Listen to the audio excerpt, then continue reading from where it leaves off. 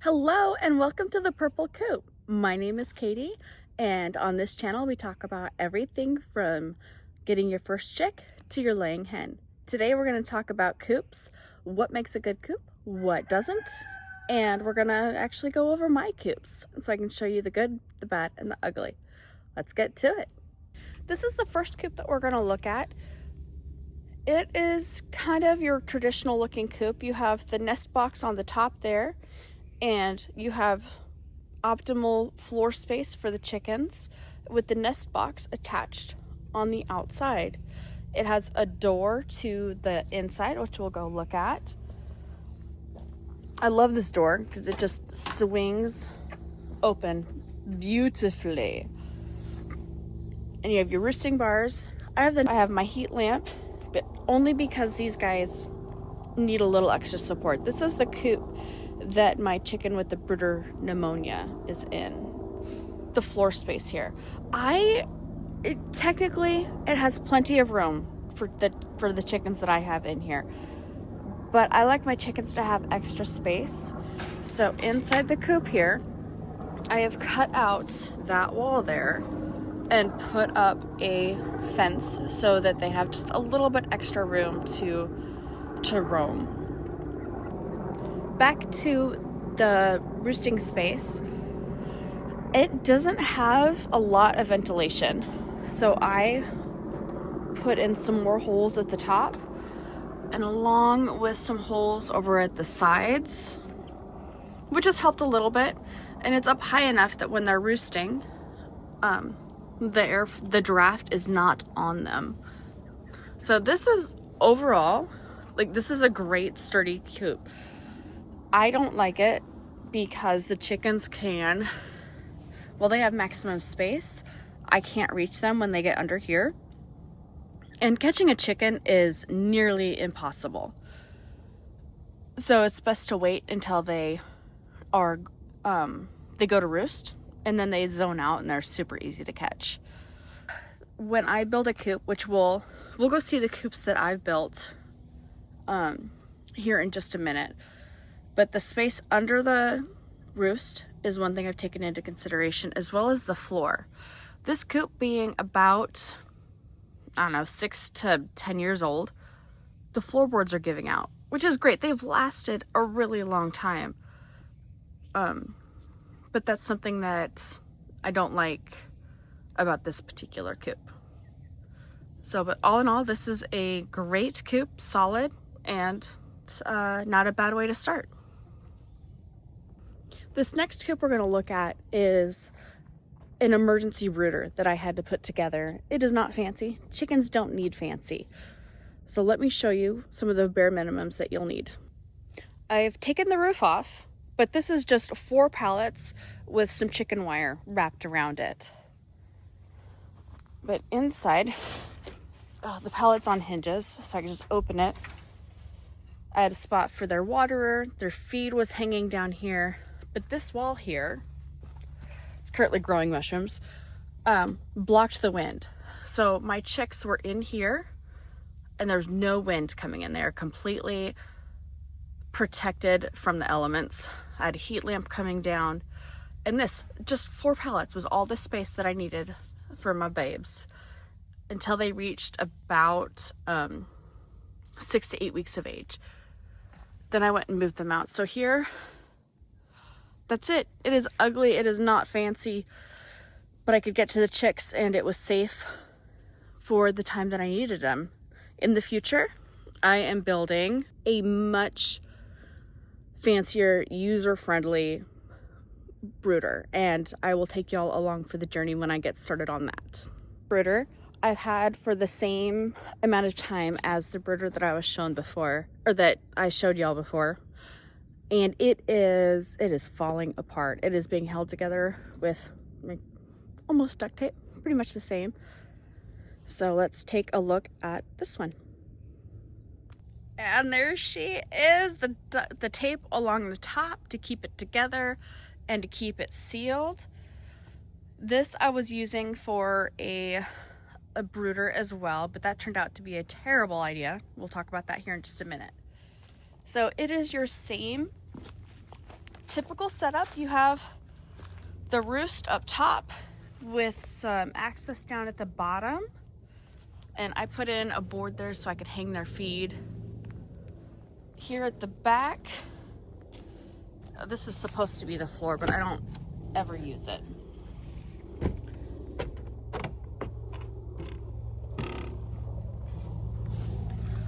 So the roosting bar with the floor space, access.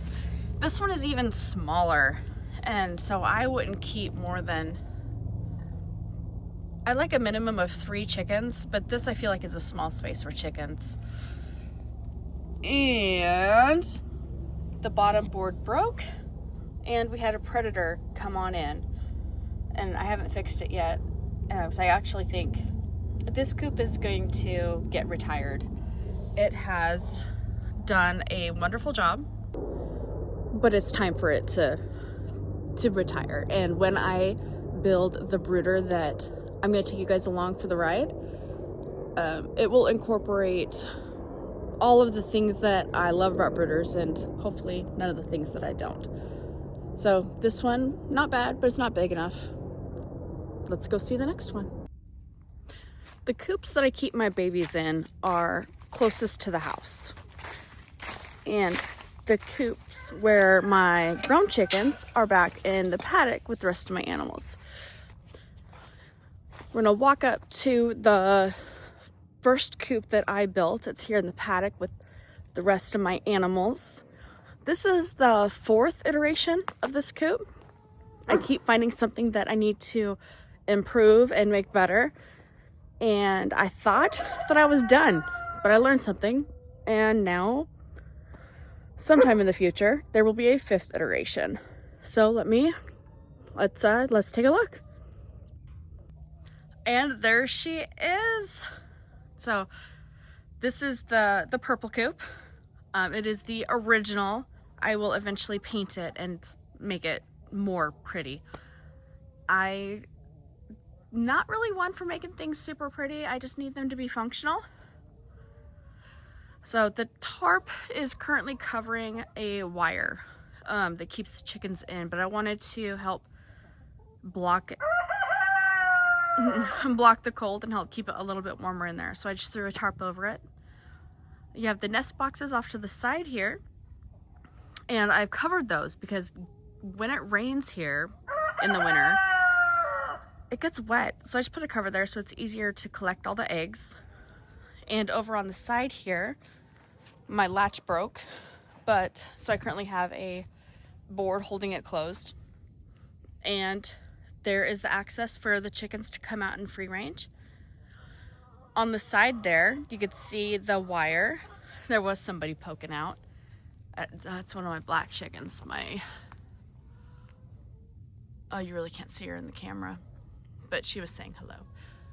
I have some PVC pipe corners here to help with airflow, but those need to be bigger. So I have to take those out and put in probably double the size. And on a slant, let's take a look at the door. So the door, this is the wire I was talking about over the top of the door. And just in the winter, put the tarp up and voila. Let's take a look at the nest boxes. My ducks have been on top, which annoys me. So I lift it, hold it open with the latch there, and the girls have 3 nest boxes. Eggs! Which you could, these nest boxes are huge. You could cut them in half and make 6, or just use however many you need.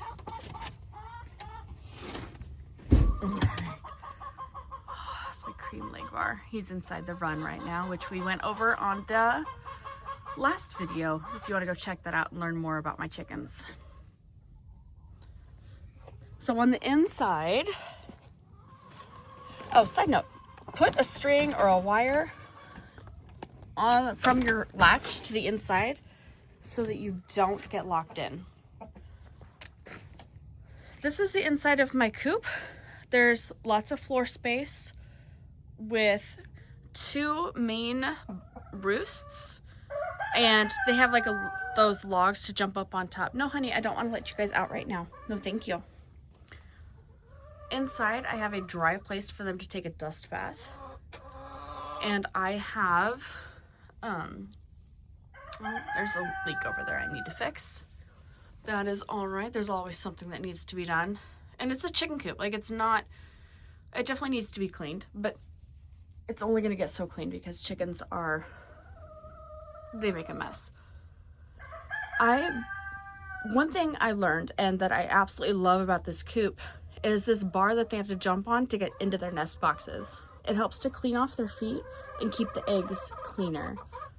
I have also given them more privacy and just putting the tarps over the top so that they have a little entrance and then can go in and lay their eggs and be a lot happier. And I've noticed that my chickens, they appear happier, the eggs are much cleaner, and so far it's working out. So when you get a coop, I strongly, highly recommend getting this bar so that your chickens have to hop up on something before they get into their nest box. When I first started with chickens, my first coop had a nest box that my chickens would have to hop up into, which was fine. The eggs were up at my level. I didn't have to bend over to collect them. And it worked great until I let them hatch eggs. And they would go back up into their nest box at night, but the chicks couldn't get there. So every night I would have to come in, round up all the chicks from the floor and put them in the coop. And then they would jump out in the morning and do it all over again. Since then, all of my nest boxes have been on the ground level so that if I let my chickens raise their own chicks, it's easy for it's easier for the chicks to stay with their mama. So that's why. This coop isn't really a coop. It is a dog kennel that I have transformed into a holding space for chickens that need to be separated for a variety of reasons, and it is only a temporary home. So I will open it real quick and show you what I've done with it. So very, very, very simple. I have roost bars, just sticks. I like using natural sticks, logs, or whatever to roost on. It's just my preference. You can use a 2x4 or anything you have. So these sticks are through the edges of the dog kennel. I have my rat-proof chicken feeder hanging from the top of the dog kennel, and a tub with some hay in it for them to lay their eggs in. But I'm gonna have to fix that. That's not working so well. And that's it. And I just have tarps around to help protect them from the elements. And that's it. They are totally fine. So it's a super easy setup. Chickens don't require a whole lot. They are happy in the barest of environments. They don't need it pretty. They don't need it fancy. We are the ones that like pretty and fancy coops. And to a huge extent, coops need to be built for our comfort, not for the chickens. They have their basic bare minimum requirements, but we're the ones that have to maintain it and collect the eggs and manage the chickens. And so those are the things that need to be considered, taken into consideration when you buy your coop or build your own coop. And in a future video, we're going to talk about the bare minimums that you need for your own coop, in my opinion. This is the last coop that I built, and it is built just out of repurposed wood, all of which were pallets at one point in time. This is my teenage grow out coop. It works so well. Let's go inside here and take a look. It is not pretty, it is not fancy, but I love it. It works really well. So there's the ramp. The chickens can hop up in there, but I have the ramp so that they don't have to. The door to it, you can see the hinges, but it's just kind of hidden right here. They have access and they can hop straight from this board onto their roosts. And here I have 2x4s from pallets, so they've got the cutout for the forks, but it works just fine. And over here, I have these little pieces blocking them from roosting on that particular section so that their droppings don't land on the end board there, so it's easier to clean. I love this floor, and this is what I'm going to do to all of my coops. So when I revise Purple Coop for the 5th time, I'm going to put in a wire floor, so that droppings just fall right through. And the chickens don't have to walk on it. That's a big thing. That when I first heard about wire floors, I was adamantly against it. I don't want chickens walking on wire floors. Their feet are not designed for that. Then I realized I can have a wire floor that they don't have to walk on.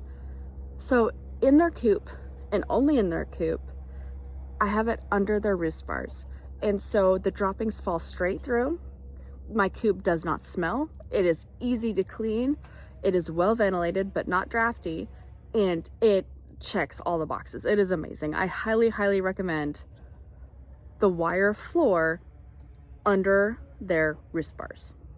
That coop, being a teenage grow out coop, didn't need nest boxes, but this one has a very similar setup and nest boxes. I think it's super cute from the other side, and it is, again, just made out of repurposed materials. It is far from fancy.